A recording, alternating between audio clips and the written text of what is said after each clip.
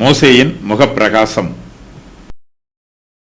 அங்கே அவன் அப்பம் புசியாமலும் தண்ணீர் குடியாமலும் இரவும் பகலும் 40 நாள் கர்த்தரோட இருந்தான். அவன் 10 கற்பனைகளாகிய உடன்படிக்கையின் வார்த்தைகளை பலகைகளில் எழுதினான். மோசே சாட்சி பலகைகள் இரண்டையும் தன் கையில் எடுத்துக்கொண்டு சீனாய் மலையிலிருந்து இறங்குகிற போது தன்னோட அவர் பேசினதினாலே தன் முகம் பிரகாசித்திருப்பதை அவன் அறியாதிருந்தான். ஆரோனும் இஸ்ரவேல் புத்திரர் எல்லாரும் மோசேயை பார்க்கும்போது அவன் முகம் பிரகாசித்திருப்பதைக் கண்டு அவன் சமீபத்தில் சேர பயந்தார்கள். மோசே அவர்களை அழைத்தான். அப்பொழுது ஆரோனும் சபையிலுள்ள பிரபுக்கள் யாவரும் அவனிடத்திற்கு திரும்பி வந்தார்கள். மோசே அவர்களோட பேசினான். பின்பு இஸ்ரவேல் புத்திரர் எல்லாரும் அவனிடத்தில் சேர்ந்தார்கள். அப்பொழுது அவன் சீனாய் மலையில் கர்த்தர் தன்னோட பேசினவைகளையெல்லாம் அவர்களுக்கு கற்பித்தான். மோசே அவர்களோட பேசி முடியும் அளவும் தன் முகத்தின் மேல் முக்காடு போட்டிருந்தான். மோசே கர்த்தருடைய சந்நிதியில் அவரோட பேசும்படிக்கு உட்பிரவேசித்தது முதல் வெளியே புறப்படும் மட்டும் முக்காடு போடாதிருந்தான். அவன் வெளியே வந்து தனக்கு கற்பிக்கப்பட்டதை இஸ்ரவேல் புத்திரரோட சொல்லும்போது இஸ்ரவேல் புத்திரர் அவன் முகம் பிரகாசித்திருப்பதைக் கண்டார்கள். மோசே அவரோட பேசும்படிக்கு உள்ளே பிரவேசிக்கும் வரைக்கும் முக்காட்டை திரும்ப தன் முகத்தின் மேல் போட்டுக் கொள்ளுவான். கர்த்தர் மோசேயை சீனாய் மலையில் ஏறி வருமாறு சொன்னார். மோசே கர்த்தருடைய கட்டளையின் பிரகாரம் சீனாய் மலையில் ஏறினார். அப்போது கர்த்தர் ஒரு மேகத்தில் இறங்கி அங்கே மோசேயின் அருகே நின்று அவருக்கு தம்முடைய வார்த்தைகளை கூறுகிறார். மோசே அங்கே அப்பம் புசியாமலும் தண்ணீர் குடியாமலும் இரவும் பகலும் 40 நாள் கர்த்தரோட இருக்கிறார். மோசே 10 கற்பனைகளாகிய உடன்படிக்கையின் வார்த்தைகளை பலகைகளில் எழுதுகிறார். இரவும் பகலும் 40 நாள் என்பது மோசே சீனாய் மலையில் 2ஆம் முறையாக இருந்த 40 நாள் ஆகும். மோசே 2 முறை 40 நாள் இரவும் பகலும் அப்பம் புசியாமலும் தண்ணீர் குடியாமலும் கர்த்தரோட இருந்தார் என்று தெரிய வருகிறது. மருத்துவ ரீதியாக ஒருவர் 80 நாட்களுக்கு தண்ணீர் குடிக்கவில்லை என்றால் அவர் பிழைப்பது கடினம். மோசே தேவ கிருபையினால் உபவாசம் பண்ணுகிறார். தேவனுடைய மகிமையை மோசே அனுபவிக்கிறார். உபவாசம் பண்ணிய பின்பு அவருடைய முகம் பிரகாசிக்கிறது. மோசே 10 கற்பனைகளாகிய உடன்படிக்கையின் வார்த்தைகளை பலகைகளில் எழுதுகிறார். உபாகமம் 10, 1, 2 ஆகிய வசனங்களில் 2ஆம் கற்பலகைகளில் கர்த்தர் எழுதுவதாக கூறியிருக்கிறார். 10 கற்பனைகள் மொத்த பிரமாணத்தின் சாரம்சமாகும். எல்லா பிரமாணங்களுக்கும் இவையே ஆதாரமானது. நாம் கர்த்தருடைய சமூகத்திலே நீண்ட நேரம் அமர்ந்திருந்து ஜெபம் பண்ணும் போதும் கர்த்தரை துதிக்கும் போதும் சோர்ந்து போகிறோம். மோசேயோ கர்த்தருடைய சமூகத்தில் 40 நாள் இரவும் பகலும் இருக்கிறார். அவர் அப்பம் புசியாமலும் தண்ணீர் குடியாமலும் கர்த்தரோட இருக்கிறார். அந்த நாட்களில் மோசே நித்திரை செய்வதற்கும் வாய்ப்பில்லை. ஆனாலும் மோசே சோர்ந்து போகவில்லை. கர்த்தருடைய வல்லமையே மோசேயை தாங்குகிறது. அவருடைய கிருபை மோசேயை பலப்படுத்துகிறது. மோசே கர்த்தருடைய சமூகத்தில் இருந்த 40 நாட்களில் அவருக்கு அப்பமும் தண்ணீரும் தேவைப்படவில்லை. கர்த்தருடைய வார்த்தையே அவருக்கு போஜனமாய் இருக்கிறது.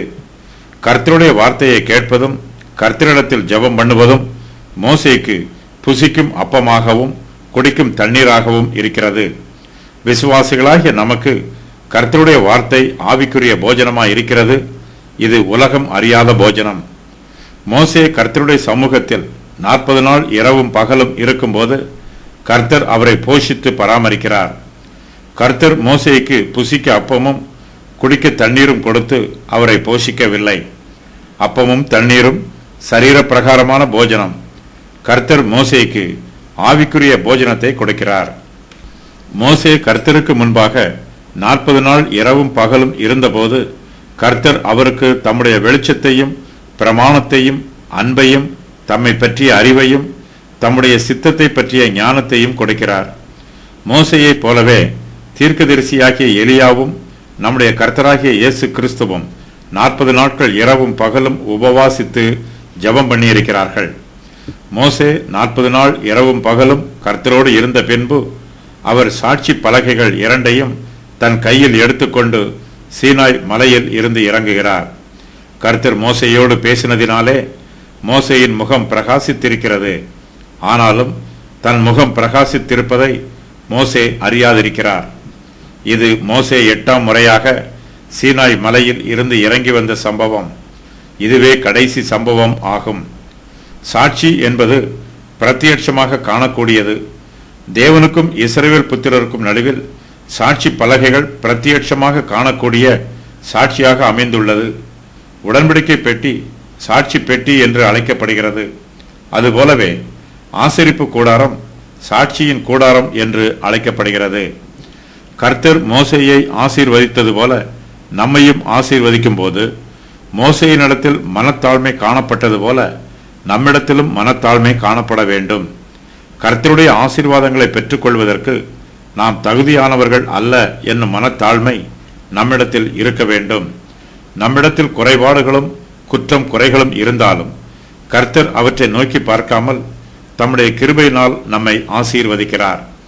கர்த்தருடைய ஆசீர்வாதங்களை பெற்றுக்கொள்வதற்கு நாம் அபாத்திரராய் இருந்தாலும் கர்த்தருடைய கிருபை நம்மை ஆசீர்வதிக்கிறது.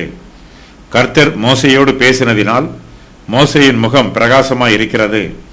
ஆனால் தன்னுடைய முகம் பிரகாசமாய் இருப்பதை மோசே அறியவில்லை. மோசே அதை குறித்து பெருமைப்படவும் இல்லை. மோசே அதை பற்றி மற்றவர்களிடத்தில் பெருமையாக பேசவும் இல்லை. தன் முகம் பிரகாசித்திருப்பதை மோசே அறியாதிருக்கிறார். பரிசுத்த வேதாகமத்தில் இதுபோல அறியாதிருந்த ஒரு சில காரியங்களை பற்றி சொல்லப்பட்டிருக்கிறது. அதன் விவரம் வருமாறு: மன்னாவை பற்றி இஸ்ரவேல் புத்திரர் அறியாதிருந்தார்கள். தன் முகம் பிரகாசித்திருப்பதை மோசே அறியாதிருந்தார். கர்த்தர் தன்னை விட்டு அகன்று போனதை சிம்சோன் அறியாதிருந்தான். என்ன சொல்ல வேண்டும் என்று சீஷர்கள் அறியாதிருந்தார்கள். தான் விடுவிக்கப்பட்டதை பேதுரு அறியாதிருந்தார். பிரகாசித்தல் என்பதற்கு பயன்படுத்தப்பட்டிருக்கும் எபிரேய வார்த்தை காரான் என்பதாகும். இதற்கு தள்ளுதல், கொம்பு போல வளருதல், மகிமை வெளிப்படுதல் என்று பொருள். தேவனுடைய மகிமை மோசேயின் முகத்தில் ஒளிக்கதிர்களாக பிரகாசிக்கிறது. மோசே தேவனுடைய பிரசன்னத்தில் அதிக நாட்கள் இருந்தார். ஆகையினால் அவருடைய கண்கள் அவருடைய முகம் பிரகாசித்ததை காணவில்லை. சூரிய ஒளியை பார்த்தால் கண் கூசும். அப்போது சிறிய மெழுகுவர்த்தியின் வெளிச்சம் தெரியாது. அதுபோல மோசேக்கு தன்னுடைய முகம் பிரகாசித்ததும் தெரியவில்லை. தன்னுடைய முகம் பிரகாசமாய் இருப்பது மோசேக்கு தெரியவில்லை. ஆனாலும் அவருடைய முகத்தின் பிரகாசம் இஸ்ரவேல் புத்திரர் எல்லோருக்கும் தெரிகிறது. ஆரோனும் இஸ்ரவேல் புத்திரர் எல்லோரும் மோசேயை பார்க்கும்போது மோசேயின் முகம் பிரகாசித்திருப்பதைக் கண்டு மோசேயின் சமீபத்தில் சேர பயப்படுகிறார்கள். மோசேயின் முகம் பிரகாசித்திருப்பதைக் கண்டு ஆரோனும் இஸ்ரவேல் புத்திரரும் பயப்படுகிறார்கள். மோசேயின் முக பிரகாசம் கர்த்தருடைய சந்தோஷத்திற்கும் அவருடைய கிருபைக்கும் அடையாளமா அல்லது அது கர்த்தருடைய கோபத்திற்கு அடையாளமா என்று இஸ்ரவேல் புத்திரருக்கு தெரியவில்லை. இஸ்ரவேல் புத்திரர் ஏற்கனவே கர்த்தருக்கு விரோதமாக பாவம் செய்திருக்கிறார்கள்.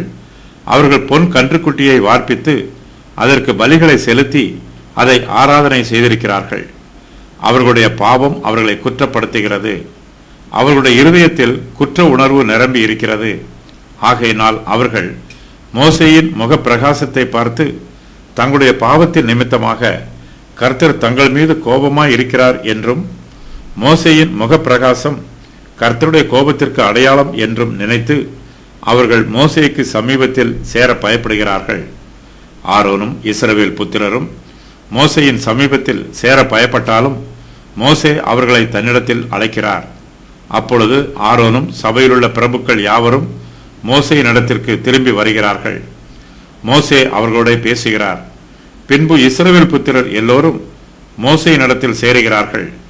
அப்பொழுது மோசே சீனாய் மலையில் கர்த்தர் தன்னோடே பேசினவைகளையெல்லாம் அவர்களுக்கு கற்பிக்கிறார். மோசேயின் முகத்தில் பிரகாசத்தை கண்டபோது இஸ்ரவேல் புத்திரர்கள் மோசேயை விட்டு ஓடிப்போகிறார்கள். மோசே அவர்களை அழைத்த போது அவர்கள் அவரிடத்திற்கு திரும்பி வருகிறார்கள். ஆரோனும் மூப்பர்களும் மோசேயிடம் வருகிறார்கள். அதன் பின்பு எல்லோரும் மோசேயினிடத்தில் சேருகிறார்கள். மோசே அவர்களுக்கு புதிய கற்பனைகளை கூறுகிறார்.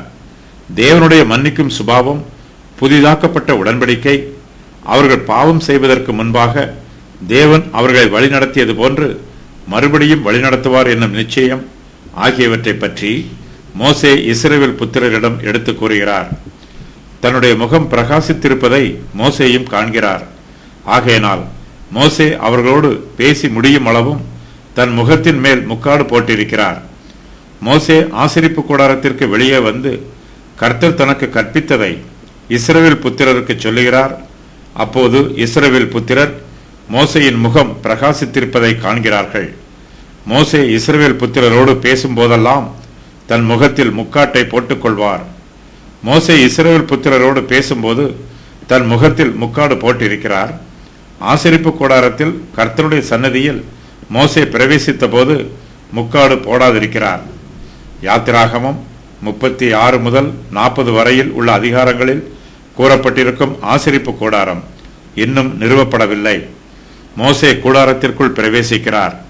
இஸ்ரவேல் புத்திரர் தேவனிடத்தில் திரும்பி வரும்போது அவர்களுடைய இருதயங்களில் உள்ள முக்காடுகள் அகற்றப்படும். மோசே கர்த்தருடைய ஊழியக்காரர். அவரிடத்தில் மிகுந்த மனத்தாழ்மை இருக்கிறது. மோசே இஸ்ரவேல் புத்திரர் மத்தியிலே கண்ணியமாகவும் மிகுந்த பணிவோடும் இருக்க வேண்டும் என்று விரும்புகிறார். மோசே தன் முகத்தின் பிரகாசத்தை எல்லோருக்கும் முன்பாக காண்பித்து பெருமைப்பட விரும்பவில்லை. மோசே கர்த்தருடைய சன்னதியில் அவரோட பேசும்படிக்கு உட்பிரவேசித்தது முதல் வெளியே புறப்படும் மட்டும் முக்காடு போடாதிருக்கிறார். மோசே ஆசரிப்பு கூடாரத்தில் கர்த்தருடைய சமூகத்தில் பேசும்போது அவருக்கு முக்காடு தேவைப்படவில்லை. நாம் கர்த்தருக்கு முன்பாக நிற்கும் போது நமக்கும் முக்காடு தேவைப்படாது. நாம் கர்த்தரிடத்தில் எதையும் மூடி மறைக்கவும் முடியாது. நம்முடைய அந்தரங்க ரகசியங்களெல்லாம் கர்த்தருக்கு முன்பாக வெளியரங்கமாய் இருக்கிறது. அவர்கள் கர்த்தரிடத்தில் மனம் திரும்பும் போது அந்த முக்காடு எடுபட்டு போம். 2 கொரிந்தியர் 3:16. நாம் கர்த்தருடைய சமூகத்திற்கு முன்பாக வரும்போது நம்முடைய பாவங்களை மூடி மறைக்க முயற்சி பண்ணக்கூடாது. பாவத்தை மறைக்கிறவர்கள் வாழ்வடைய மாட்டார்கள். அதை அறிக்கை செய்து விட்டு விடுகிறவர்களோ கர்த்தருடைய இரக்கத்தை பெற்றுக்கொள்வார்கள்.